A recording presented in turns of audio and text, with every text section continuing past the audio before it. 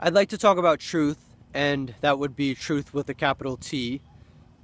I'm basically defining truth as a statement that cannot be refuted, that is essentially true no matter what anyone says. So this would even be deeper than objectivity and a statement that is objective. There are two ways that you can look at truth. There is the relative perspective as well as the absolutist perspective. Even though relativism and absolutism are used in the context of values and morals, they can also be used when talking about truth. So the relativist would say that everything is relative, there is no truth. So you could reference thinkers and philosophers such as the pre-Socratic Protagoras, who said that man is the measure of all things. So essentially, truth is relative. You can also take the absolutist position, which is essentially the position that truth is absolute, and that essentially what you do is you claim that you have that absolute knowledge and you have that absolute truth, specifically, and that it's absolute and that no one can defend it. Often this, and no one can refute it.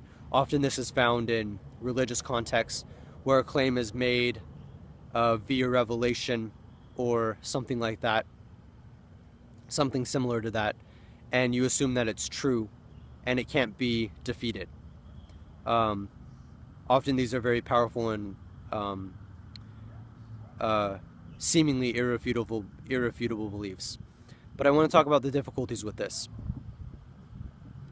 because I've noticed that in my day-to-day life, when I make a statement that I deem to be true, whether it's objective, metaphysical, subjective, or simply a claim as involves modality, it seems that this claim can't necessarily be true, and people seem to go out of their way to show that that statement can't be true.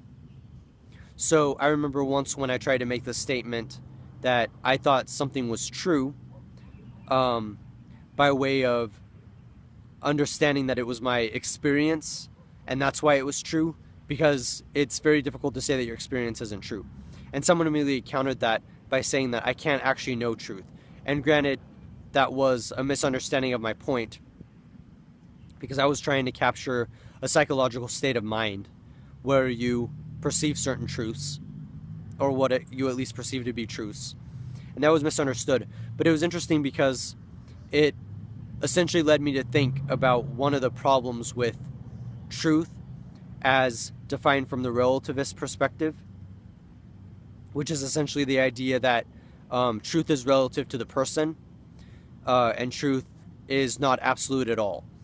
And I think this is problematic because this is a way of undermining a person's experience as it was in that case, or undermining what a person has uncovered through experience, the empirical, through observation, through realization, through revelation, and through the various ways in which people arrive at certain deductions and what they perceive to be certain truths.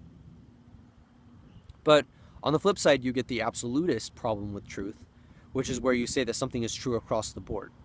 And the problem with this is such truths are often used to oppressive ends, because you basically can't have a conversation with someone that thinks that they know the truth and will not budge on that belief. And that makes it really problematic. So what do you do with this tension of absolutism versus relativism? I think it's difficult to say.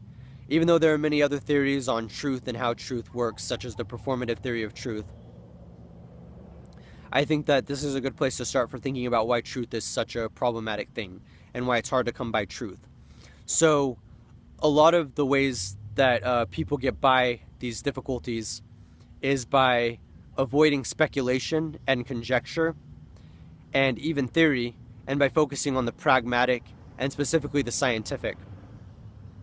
So they say that something must be objective in order for you to make a statement that is true. So it's got to be something that's empirical, something that's repeatable, something that is subject to observation, something that is scientific. And that's the only way that it can be true.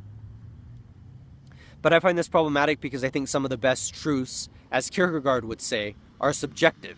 This is why Kierkegaard's project in philosophy was so important, because he essentially used subjectivity to come to truth, and he said that subjectivity is in fact truth.